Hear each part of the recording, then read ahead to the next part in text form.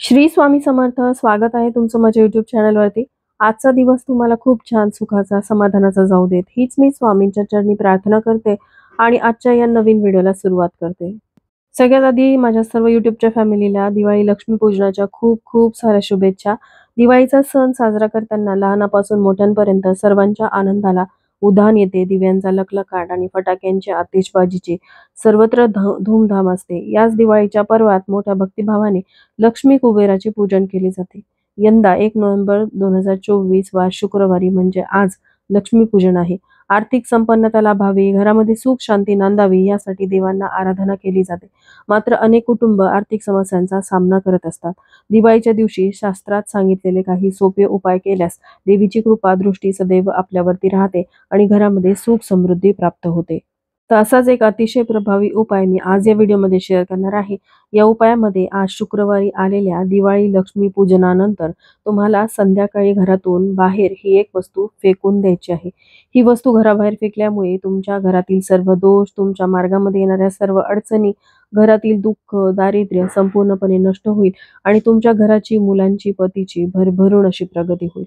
तर हा उपाय कशा प्रकारे करायचा आहे, संध्याकाळी जी घराबाहेर वस्तू फेकायची आहे त्यावरती आपल्याला कोणती प्रभावी सेवा करायची आहे आणि त्यानंतर आपल्याला ही वस्तू घराबाहेर फेकायची याविषयीची संपूर्ण माहिती जाणून घ्यायची असेल तर व्हिडिओ स्किप न करता शेवटपर्यंत बघा. चॅनलवरती पहिल्यांदा आला असाल तर नक्की सबस्क्राईब करा आणि असेच नवनवीन माहितीपूर्ण व्हिडिओ बघण्यासाठी बेल आयकॉनलाही क्लिक करा. त्यामुळे जेव्हाही मी नवीन व्हिडिओ अपलोड करेल तेव्हा त्याचं नोटिफिकेशन सर्वात आधी तुम्हाला मिळेल आणि तुम्ही एक पण व्हिडिओ मिस करणार नाही. तर पहा, लक्ष्मीपूजनाचा दिवस दिवाळीचा मुख्य दिवस समजला जातो. अश्विन अमावास्येच्या रात्री लक्ष्मी, गणेश तसेच कुबेर महाराजांच्या पूजेची प्रथा आहे.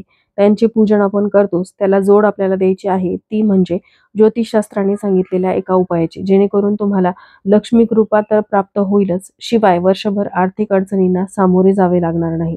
कारण आपल्या प्रत्येकाच्याच आयुष्यामध्ये काही ना काहीतरी समस्या ह्या असतातच, ज्यामध्ये प्रामुख्याने आर्थिक समस्या असतील तर तुम्ही खूप कष्ट करताय, मेहनत करताय, तरी देखील तुमच्या कष्टाला, मेहनतीला म्हणावं तसं यश मिळत नाही, नशिबाची साथ मिळत नाही. घरामध्ये जोही पैसा येतो तो घराबाहेर लगेचच निघून जातो. तुमच्या हातून अनावश्यक खर्च होतात किंवा गरजेपोटी तुम्हाला ते खर्च करावे लागतात. मग तुमच्या मागे लागलेली आजारपणं असतात.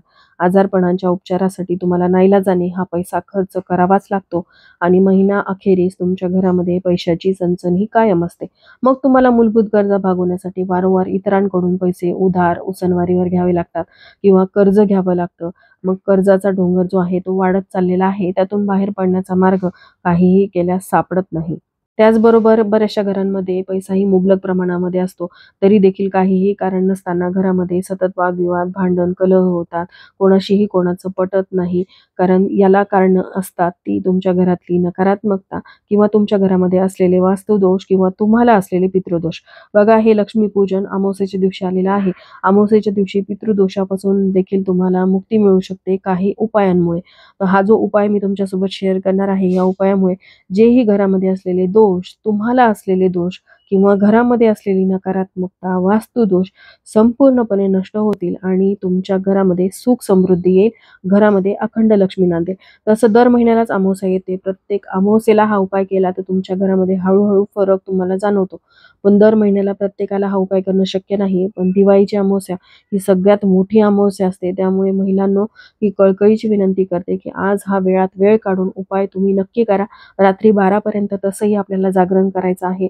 त्यामुळे जेवढ्या जास्तीत जास्त तुम्हाला सेवा, उपासना करता येतील, देवी लक्ष्मीला प्रसन्न करून घेण्यासाठी, घरामध्ये असलेली दरिद्रता घालवण्यासाठी तेवढ्या तुम्हाला करायच्या आहेत.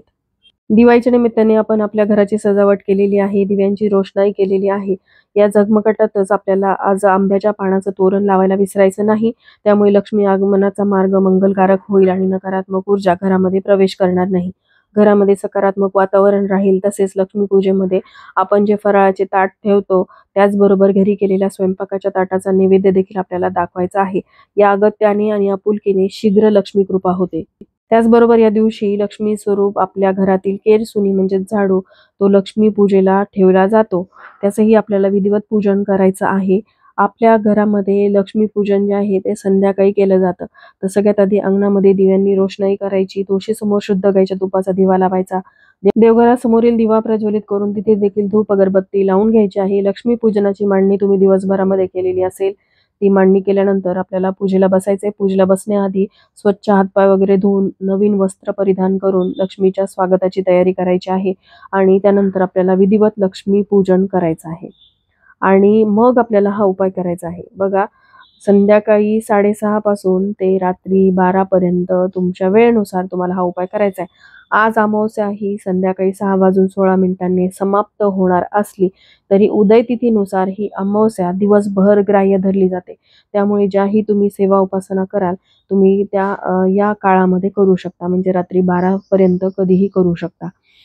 तर या उपायासाठी तुम्हाला काय करायचं आहे की लक्ष्मी पूजेसमोरच एक दिवा प्रज्वलित केलेला असतो. तर शुद्ध गाईच्या तुपाचा दिवा सुरू असावा. त्याचबरोबर आपल्याला 2 अगरबत्ती घ्यायच्या आहेत. सगळ्यात आधी आपल्याला एक अगरबत्ती जी आहे ती प्रज्वलित करायची, जेणेकरून जी विभूती खाली पडेल ती आपल्याला एखाद्या डब्बीमध्ये भरून ठेवता येईल. आणि नंतर आपल्याला आसनावरती बसून लक्ष्मी पूजेसमोर किंवा देवघरासमोर बसून हा उपाय करायचा आहे. तर त्यासाठी आपल्याला जी वस्तू घ्यायची आहे ती म्हणजे पिवळी मोहरी.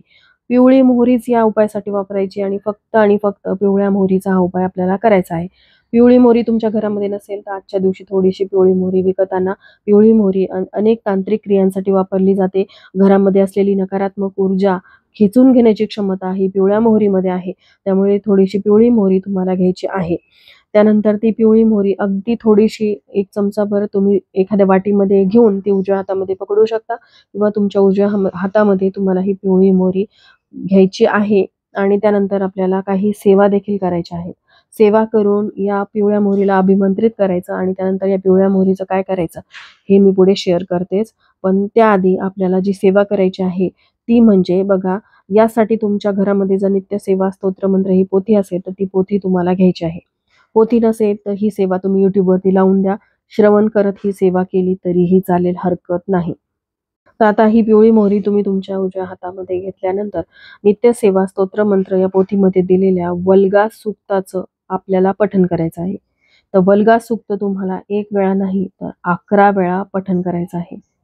तर खूप साऱ्या कमेंट येतात की 1 वेळा वाचू का, 2 वेळा वाचू का, म्हणून परत सांगते की वल्गा सूक्त तुम्हाला 11 वेळाच पठण करायचं आहे. तरच या केलेल्या उपायाचा तुम्हाला लाभ होईल. वल्गा सूक्त सोबतच तुम्हाला अजून एका स्तोत्राचं पठण करायचं आहे. ते स्तोत्र नित्यसेवा स्तोत्र मंत्र या पोथीमध्ये आहे. ते म्हणजे कालभैरवाष्टक. कालभैरवाष्टक या स्तोत्राचं तुम्हाला 11 वेळा पठण करायचं आहे. तुम्ही YouTubeवरती लावून दिलं तर सर्च केलं तर तुम्हाला 11 वेळा कालभैरवाष्टक तिथे मिळेल. तिथून तुम्ही ते श्रवण करू शकता. या दोन्हीही सेवा करायच्या. त्या पिवळ्या मोहरीला तुम्हाला अभिमंत्रित करायचं आहे. त्यानंतर तुम्हाला 11 माळी श्री स्वामी समर्थ या षडाक्षरी मंत्राचा जप करायचा आहे. आणि 11 माळी शक्य नसेल तर मग तुम्ही 1 माळ केला तरीही चालेल. पण बघा, ही दिवाळीतील अमावस्या सगळ्यात मोठी अमावस्या असते. दर अमावस्याला ही सेवा केलीच गेली पाहिजे. पण आता शक्य होत नाही, तर या दिवशी तुम्ही वेळात वेळ काढून रात्री 12च्या आत तुम्ही ही सेवा करायची आहे. एक अर्धा ते पाऊण तासाचा वेळ तुम्हाला या सेवेसाठी लागू शकतो. पण ही सेवा केल्यामुळे तुमच्या घरातील सर्व दोष, तुमच्या मार्गात येणाऱ्या सर्व अडचणी दूर होतील आणि तुमची प्रगती व्हायला लागेल. एवढा अनुभवसिद्ध हा उपाय आहे.